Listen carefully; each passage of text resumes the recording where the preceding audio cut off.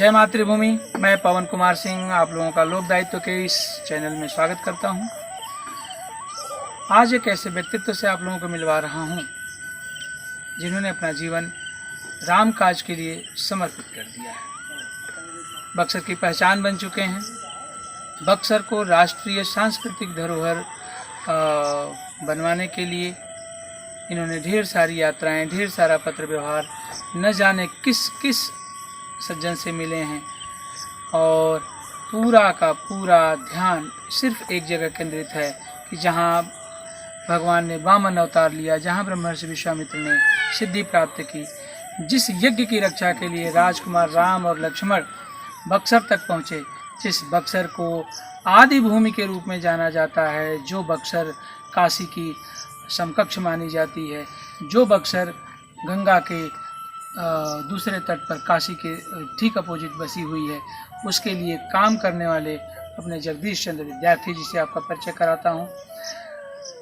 आपका इस चैनल में, लोक दायित्व के चैनल में स्वागत है विद्यार्थी जी। नमस्ते, जय श्री राम। हमारे साथ इस समय उपस्थित हैं इस कार्यक्रम के दौरान यहाँ भीलमपुर कोट के भीलमपुर सामाजिक एवं सांस्कृतिक समिति के अध्यक्ष श्रीमान परमानंद सिंह जी, जो भीलमपुर ग्राम समाज के लिए ढेर सारा कार्य कर रहे हैं। और आपको बताते चलें कि जिस भीलमपुर कोट का हम नाम ले रहे हैं, इसके ठीक 50 मीटर की दूरी पर छोटी सरयू नदी बहती हैं, जो कभी अतीत में गौरवशाली परंपरा का निर्वहन करती थी और बड़ी सरयू का प्रवाह था यहाँ। इसी से दक्षिणी तट पर भगवान श्री राम अपने भाई लक्ष्मण के साथ ब्रह्मर्षि विश्वामित्र के नेतृत्व में यज्ञ की रक्षा करने गए थे।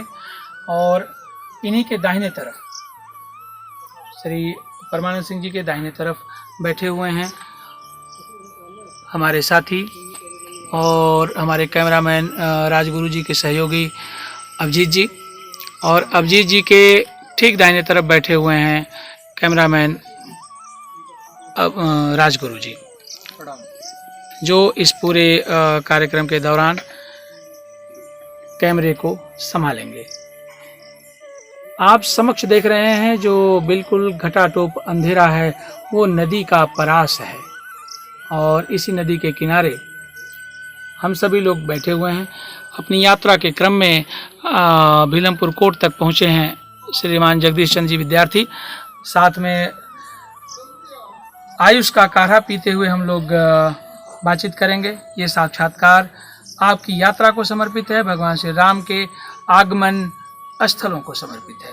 तो श्रीमान जगदीश चंद्र विद्यार्थी जी, आप ये बताएं कि जो बक्सर से चल करके अयोध्या होते हुए, मथुरा वृंदावन होते हुए दिल्ली तक की यात्रा थी, इसका उद्देश्य क्या है? इसका उद्देश्य ये है कि उत्तर प्रदेश की जो योगी सरकार जो है, वो अयोध्या के विकास के लिए बहुत सारा काम कर रही है जी। 120 राष्ट्रों का, रामायण देशों का संगठन बनाने जा रही है, इनसाइक्लोपीडिया ऑफ रामायण बना रही है। अच्छा। लेकिन बिहार सरकार बक्सर के विकास के लिए कुछ नहीं कर रही। तो बक्सर की इनसाइक्लोपीडिया ऑफ रामायण में प्रविष्टि हो जाए, प्रवेश मिले, 120 रामायण देशों का जो संगठन हो रहा है उसमें भी बक्सर की पहचान बन जाए, उसके लिए मैं अयोध्या शोध संस्थान गया और बक्सर में प्रभु श्री राम जहाँ जहाँ गए थे उन स्थलों का एक विवरण मैंने शामिल किया। बहुत बढ़िया। तो ये दिल्ली तक पहुँचने का क्या कारण रहा आपका? दिल्ली तक मैं प्रधानमंत्री जी तक ये संदेश पहुंचाना चाह रहा था जी कि ये जो मानसून सत्र अभी शुरू होगा संसद का जी, तो इस मानसून सत्र में प्रधानमंत्री जी पर्यटन मंत्री को आदेश देकर बक्सर को राष्ट्रीय सांस्कृतिक धरोहर और पर्यटक स्थल की सूची में शामिल करें और घोषित करें। ये प्रेरणा आपको कहाँ से मिली कि इस प्रकार का कार्य आपको करना चाहिए? प्रभु श्री राम के प्रति आपका जो अपना समर्पण है, इस प्रकार की प्रेरणा आपको कहाँ से और कब से प्राप्त हुई? हाँ, ये प्रेरणा मुझे ऐसा लगता है और विद्वानों का भी कहना है कि प्रभु ही प्रेरित करते हैं किसी काम को करने के लिए। बहुत अच्छा। हाँ, बिल्कुल बिल्कुल कि राम जी अपना काम अपने सेवकों से स्वयं करा लेते हैं।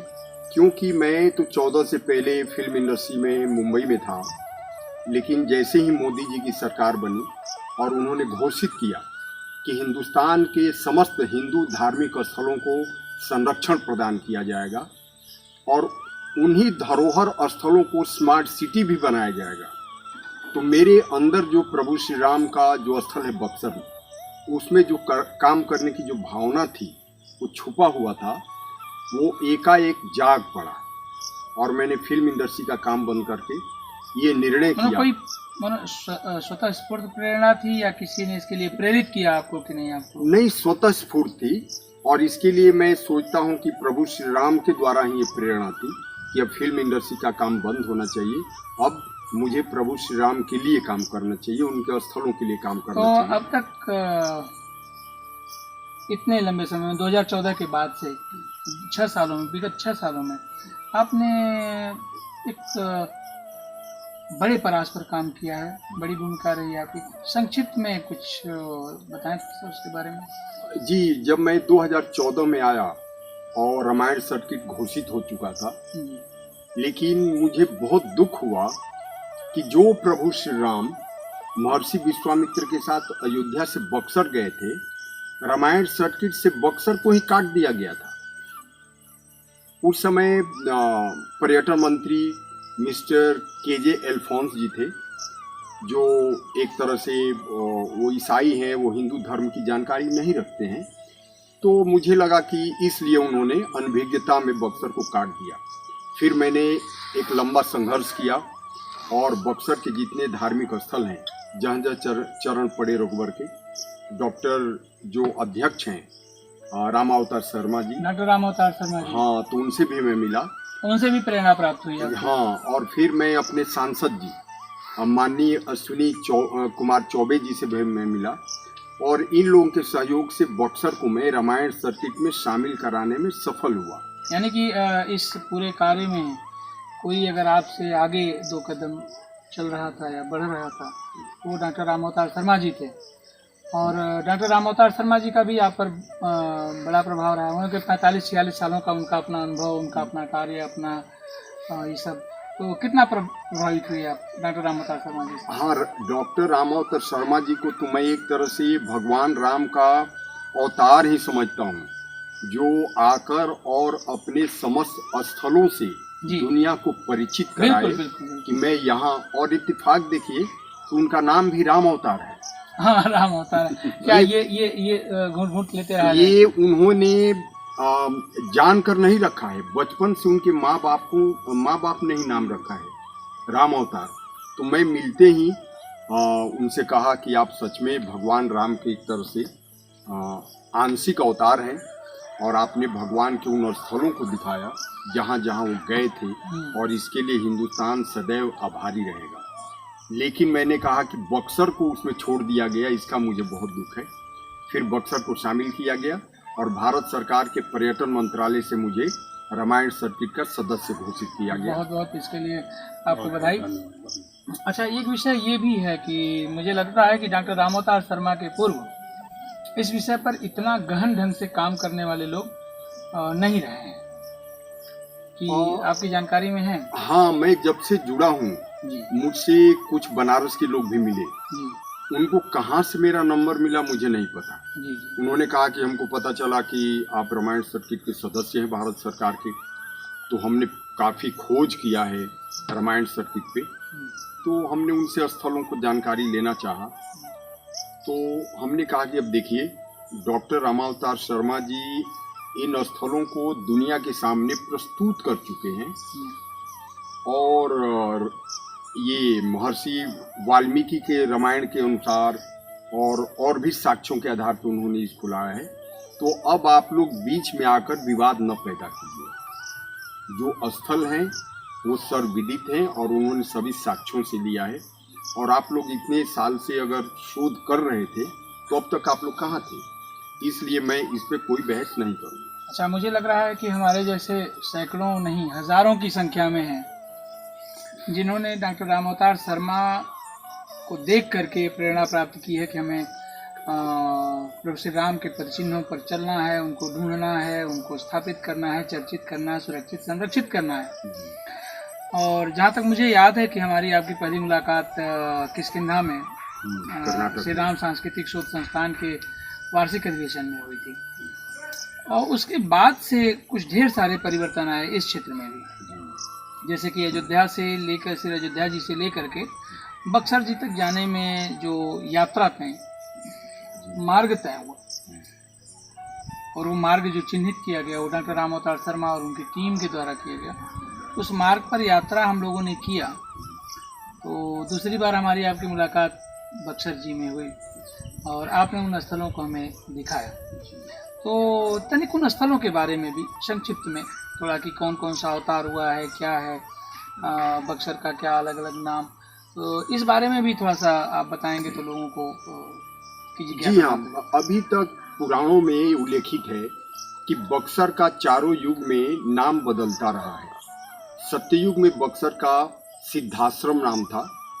ये वाल्मीकि रामायण में महर्षि विश्वामित्र भगवान राम को बताते हैं अच्छा कि वहाँ पे विष्णु भगवान ने तपस्या की थी बक्सर में, और वो स्थल आज भी है संगमेश्वर नाथ, अच्छा, जो शिवलिंग है माँ गंगा और ठोरा नदी के किनारे पे। तो भगवान राम पूछते हैं ताड़का का वध करने के बाद, चरित्र वन में ताड़का वध होता है, तो अगले दिन सुबह भगवान राम पूछते हैं कि हे महर्षि, वो स्थल कौन सा है जो मुझे आकर्षित कर रहा है। तो महर्षि विश्वामित्र भगवान राम को बताते हैं कि इह राम महाबाहो विष्णु नमस्कृत देवता, कि हे राम, ये वो जगह है जहाँ पे देवताओं से वंदित विष्णु ने तपस्या की थी और उनको सिद्धि मिली थी, इसलिए इसका नाम सिद्धाश्रम हुआ। ये बहुत कम लोगों को जानकारी है कि महर्षि विश्वामित्र को सिद्धि मिलने से पहले विष्णु भगवान को वहां सिद्धि मिल चुकी थी। अच्छा, बक्सर सिद्धाश्रम जो है विष्णु भगवान की पहले तपस्थली है। अच्छा, उसके बाद ब्रह्मर्षि विश्वामित्र, उसके बाद महर्षि विश्वामित्र किए, और उससे पहले तो आपको स्कंद पुराण में ऐसा वर्णन है कि वहां पे शंभु वन है। चरित्र वन के बाद एक शंभु वन भी है जहाँ पे शंकर भगवान को तपस्या करने से सिद्धि मिली, और शंकर भगवान का एक नाम है अर्धनारीश्वर। जी जी। तो ये बक्सर में ही शंकर भगवान अर्धनारीश्वर का स्वरूप प्राप्त किया। बहुत अच्छा। वहाँ ऐसा सुनने में आया है, बल्कि वहाँ वामन भगवान का भी मंदिर है। जी, विष्णु भगवान ने वामन रूप में अवतार लिया वही अच्छा, बक्सर में। और वहाँ पे सत्ययुग के सोमेश्वरनाथ शिवलिंग है, सिद्धेश्वरनाथ शिवलिंग है, और जब त्रेता में भगवान राम गए जी तो वहाँ पे रामेश्वरनाथ की स्थापना की। अच्छा, अब देखिए यहाँ पे यही प्रदेश की बात है, साउथ में जो रामेश्वरनाथ है मद्रास में, उससे पहले बक्सर में रामेश्वरनाथ की स्थापना है जी। लेकिन जो मद्रास के रामेश्वरनाथ हैं वो विश्व विख्यात हैं और बक्सर का नहीं हो पाया। अच्छा, ये तो एक विषय हुआ मान लीजिए जी कि उसका चर्चित स्थल नहीं बन पाने के पीछे लोगों का, और लेकिन आज भी वहाँ क्या वो प्रतीक उपस्थित हैं, क्या वो पुरातात्विक वस्तुएं उपलब्ध हैं जिसके आधार पर ये चिन्हित किया जा सकता है, लोग जा करके देख सकते हैं कि वहाँ ताड़का का वध हुआ है, और ये ब्रह्मर्षि विश्वामित्र का आश्रम है, या वो एक ताड़का नाला कहा जाता है जिससे खींच करके ताड़का को, तो क्या ये सारी चीजें लोग यहाँ से जाएं तो वो देखने को मिलेगा उनको वहाँ? जी हाँ, विद्वानों का ये कहना है कि अगर धर्म स्थल है तो हमारा धर्म है। इसका सबसे बड़ा प्रमाण श्री राम जन्मभूमि है, जिसके लिए हिंदू हजारों वर्ष से लड़ते रहे, तो मिल गया। उसी तरह से बक्सर में जहाँ जहाँ भगवान राम गए हैं, जो आश्रम है, आज भी उनके अवशेष सब बचे हुए हैं। अच्छा, वहाँ मेला भी लगता है, और सभी अपने अपने जगह, जैसे नारद मुनि का आश्रम 20 एकड़ में है, भार्गव ऋषि का आश्रम 20 एकड़ में है, उद्दालक ऋषि का आश्रम।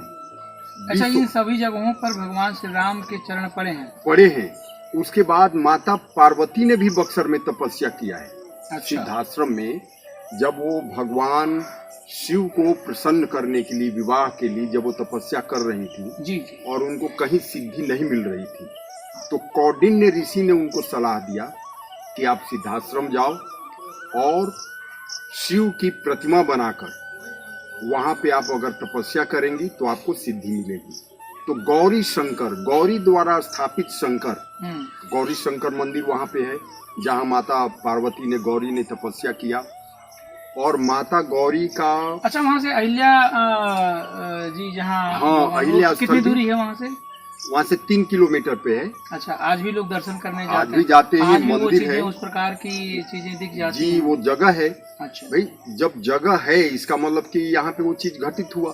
तो अहिल्या जी का, अहिल्या देवी का तो जो स्थल है, स्थल है, हाँ, वो तो अहिल्या भगवान, आश्रम। हाँ, तो भगवान जाते हुए जब जनकपुर जा रहे हैं तब उन्होंने ऐसा, जी, जब बक्सर से जनकपुर जाने लगे तो महर्षि विश्वामित्र ही उस आश्रम में ले गए।